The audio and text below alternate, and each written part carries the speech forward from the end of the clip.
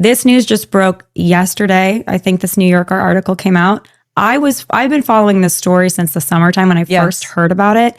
Mansion in Los Angeles discovered that there's over 20 babies being raised in this mansion by this couple.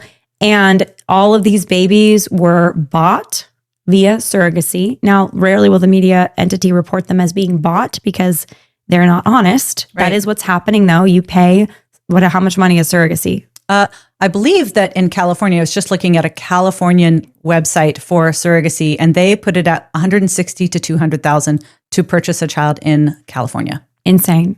And that's because you're paying for the donor sperm, the donor eggs, whatever the selection process involves, and then you're paying for the gestation, the mother that is not actually going to act as mother, but she's carrying the baby. Right. And then all of the IVF cycles. The storage fees that go along with that, all of the legal fees, all of the clinic fees, all of the doctor fees. But notice who you're not paying. There's no social worker coming to your house. You're not doing any fingerprinting or background checks. Like those of us that have adopted, we also spent money. A lot of us spent tens of thousands of dollars. And you know what never happened? Our money never went to the birth mother. Our money never went to the first family. I used to be responsible when I was at the Chinese Adoption Agency. I was responsible for compliance with international, federal, and state level laws around adoption. The money went to lawyers is what you're saying. The what? The money went to lawyers and bureaucracy is what you're saying. The money went to systems that were supposed to be set up for child protection. Do you think they do a good job in the adoption world? I would say that the adoption standards are good. Whether or not people follow them and really exalt the best interest of the child, that is where the problems happen. We can get into what I feel like are the problems with adoption, but adoption as an institution is set up and established around the best interest of the child. When you look at the regulations, when you look at the requirements, it is not to serve adults. It is to make sure. The adults have to pay. The adults have to pay in every way. They have to pay money. They have to bend their lives. They have to subject themselves to pretty invasive questioning. They have to submit medical records and financial checks and references from friends. Like the people come, they look at how you parent your other children. They look at what are the outlets like. I mean, like it's an invasive process. And if they're accompanying a birth mother during her pregnancy, they have no rights over that baby until the baby's born and the papers are signed. So this happens. They could pay for the medical care. They can pay for the processing. They could pay for all the things, the checks. They can have their home prepared. And they're accompanying this birth mother who's like, I really don't want a mother. This is why I can't, whatever their situation is. And then she delivers that baby. And then she naturally has this deep, intense longing to be with her baby the rest of her life. She says, I just can't go through with the adoption, which is fully her right. Right. And we bless her and support her in that. That's exactly right. And she should feel totally free to do that. But then they have to walk off. And whatever $40,000 they've spent or more, it is what it's, what's done is done. In surrogacy, though, that surrogate mother, and now I'm going to let you preach this, but I'm getting it, she has no rights to protect her baby. That donor mother who wasn't a donor, she sold her eggs, has no rights to protect her baby. And that's what this story is about. That's right. In LA. Let me just read the, was there anything more you wanted to add before we get into the story? Please do. Let me just set that up even a little bit more. Please do. With adoption, people pay money for adoption. That money never goes from intended parents to the birth mother. I mean, I know that there's ways you're like, well, we're taking care of our expenses. What is not happening is I'm giving you money to relinquish your parental rights. If that line is ever crossed, that is the bright red line in adoption. If that is ever crossed, it is no longer an adoption. It is trafficking. When money goes from intended parents to genetic or birth parents to relinquish their rights, it is trafficking. And that was one of the big things that me, as sort of the compliance officer, had to watch for, which was not hard in Chinese adoption because the birth parents were never even known. But there are some countries and there are some scenarios in the United States where when that line gets blurred, you lose your license because that's not adoption. That is baby buying. But what is it that you're asking for? What do you pay money for when you get a sperm donor or an egg donor or a surrogate? You literally pay them to relinquish their parental rights. In the contract, it will say, I am accepting this $200 for my sperm, and I promise to never have any contact with the child that might result. You talk about the laws across the United States. There is no state in the United States that will allow a birth mother to relinquish her parental rights before the baby is born. The law presumes that that mother and that baby belong together. Only afterwards, a couple days or sometimes a couple weeks, will she be able to relinquish her parental rights for an adoption. In the world of surrogacy, we now have something called a pre-birth order, where women are forced to legally orphan the child they are carrying in the second or third trimester for surrogacy. When I talk about how the world of big fertility and adoption are polar opposites, it's not hyperbolic. These two things are totally set up against one another. One serves as a marketplace for adults. The other one serves as an institution on behalf of the children. And so the people that conflate surrogacy and adoption, I'm like, let's go. From the child's perspective, they're nothing alike. All right. That is it's crazy to me what you're saying. And there's a good reason why you're not allowed to pay a birth mother, because you're not supposed to be able to buy human beings ever. Ever. But that's exactly what's happening here. And people are just going la, la, la, pretending like it's not. So this is the headline. The baby's kept in the New York, this is from the New Yorker. The baby's kept in a mysterious Los Angeles mansion. Now, more information has come out about this, because what happened was last summer, this news broke. You're very familiar with this. A wealthy couple obtained dozens of children through surrogates. Did they want a family or something else?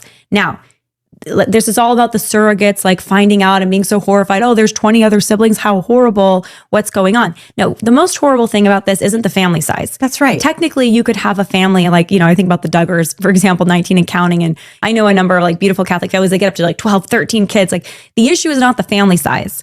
Although when you have, like, if you go past 20, you're starting to get potentially unnaturally large, because a woman has about 20, maybe 25 years of fertility, maybe 30, and typically you have a baby as you get older, every 2 years. So there's a natural span for a woman to be able to have children. That's right. So to get past 20 kids in an intact household is highly unusual. It's like almost never going to happen. Right. So there's a natural limitation to the number of kids. So, but they're at 22. It wasn't 100, it was 22. It's still a lot, but like, okay.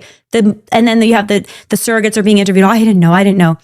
Okay, well, of course you didn't know, because you gave your baby up. You sold your womb. Well, and because there's no requirement to tell these surrogates anything about the intended parents. Well, it goes a lot in here about how there's this one surrogate that it follows, and she's interacting with the mother, the adoptive mother, Sylvia, the purchaser, who's this like Asian lady who shows up with this leather jacket at the hospital, and she's like handing out $100 bills to all the surrogates, and she thinks, oh, she's kind of a little bit erratic, but she seems like on top of it. And she's just saying, well, she was so nice, she like gave me money, she like sent me a gift for my other kids. She was doing this with like, again, dozens and dozens of surrogates. But this was the part that really just sunk me, because it's like, okay, what is their intention? And their reason was, well, we just wanted a lot of kids. Like, so it's still unclear. They're probing the case, but here is I would say a part of the big tell. And it's buried in the New Yorker article. Like, you have to later on. Child welfare cases are confidential. But given that Elliot knew Hayes' full name and birth date, and that she had recently given birth to her. Now, Elliot is one of the surrogate moms, and Hayes was one of the children.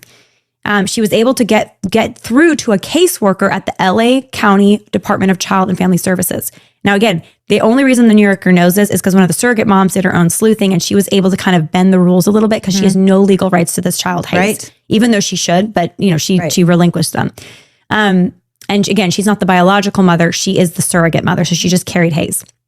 The caseworker said that one of Sylvia and Gujan's infant sons had recently been hospitalized with head injuries.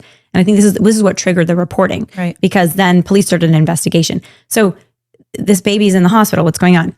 The baby had 20 siblings, the majority under 3 years old. That is unnatural. That's right. That's the thing. When I talk about big families, it's impossible to have 20 kids under 3. That's right. You have maybe at most 3 or 4 kids if you have like triplets, and then you have older kids if it's a big family that help care, and there's this beautiful dynamism that happens in the household. That's not what's happening here. Right. All of them, including Hayes, have been taken into foster care. Thank God, by the way, because listen to this next part. As for the rumors about child trafficking, the FBI was looking into them. A police affidavit that began to circulate last summer offered further clues. It included photographs of the hospitalized baby restrained by headgear, whose injuries were consistent with those sustained during a car accident or from being shaken. Stills from video recorded inside the home showed a makeshift classroom where toddlers sat in rows at tables facing a whiteboard. Who does this?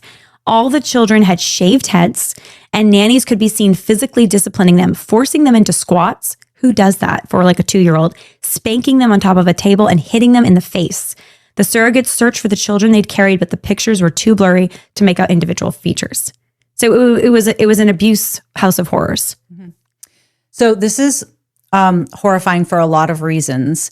And I've been on several interviews asking about it because I'm actually really glad the New Yorker spent the time to dig into this, because it was one of several shocking surrogacy related stories last summer. But the news cycle moves on. And so I'm really glad that you looked into this. So I've been on several interviews about this over the last couple of months, and people are like, this is just awful. This is a case of surrogacy gone wrong. And I'm like, you misunderstand. This is surrogacy as designed. This is exactly what surrogacy is supposed to do. There's nothing illegal here. There's nothing unethical here. What's not illegal is you're saying, because it's illegal to abuse children. Thank God. Thank God for that. It's still illegal to abuse children. But what you're saying is not illegal is to pay 20 surrogates to give you 20 babies. There's no paperwork, nothing. I mean, there's paperwork, but there's no legal, enforcement beyond that. And then you're do whatever you want, basically, with those kids. The whole point is to sever children from, the way I talk about it is, what is surrogacy from the child's perspective?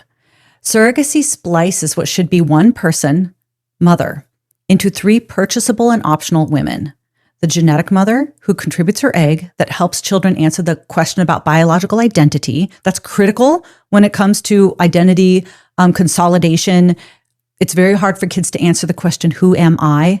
If they can't answer the question, whose am I?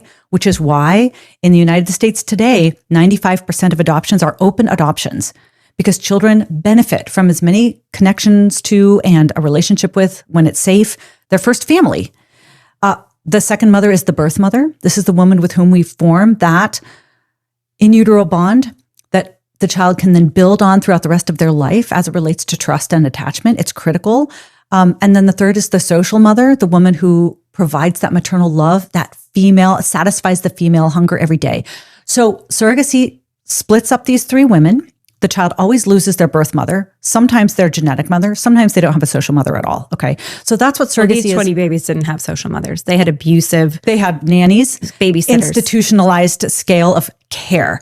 Now, what is another detriment about the 2 girls being raised by the 2 men, and all these other children that are procured through sperm and egg donors and often surrogates, is they have unrelated adults in the home. So we've been studying family structure for close to 50 years, and we know something about what it takes for children to be safe and loved. And it is raised by their own biological mother and father in a lifelong union in a low conflict relationship. Scholars on the left and the right will say the biological parents are the most connected to, invested in, and protective of them. What elevates risk for children? Unrelated adults in the home. If there's unrelated adults, especially new step-parents or boyfriends or girlfriends, risk of abuse and neglect increase. That's the very reason why adoptive parents go through vetting and screening, because social workers are not idiots. You can't simply walk into an adoption agency and say, I intend to parent this. I'd love to be a parent. I want to be a mom. They won't hand you a child. Yeah. They'll say, thanks. You're actually a statistical danger to this kid, so we're going to come look at your house. We're going to ask your friends. We're going to get some fingerprints, and then we'll decide whether or not you can adopt a child. There are heroic step-parents out there who are filling the gap of a negligent biological parent. But anytime on a population-wide level, if you have a family structure that includes an unrelated adult, what are you going to get? Massive skyrocketing rates of abuse and neglect. What does it take to have 15 children under the age of 3 years old? Lots of unrelated adults in the home. So it's not, unfortunately, a surprise that these children were subjected to abuse, because these other adults are not going to love and care for them and invest in them the way their own parents will, even if they're well paid, right? I mean, good heavens, the terrible videos that we've seen of children being abused in daycares recently, that is another example. They don't have the same level of investment and protectiveness as you will for your own kids. We have no idea even if these children are the genetic children of Sylvia Zhang and Xuan Guojun. We don't know, because nobody cares. Big Fertility doesn't ask. It actually is completely immaterial whether or not these babies go home to their genetic parents. In fact, it's preferable if they don't. A lot of these people don't have a sperm or an egg to create the baby. So the whole premise of surrogacy is commercial, intentional separation from mothers, the commodification of children. Because the flag still stands for freedom, and they can't take that away.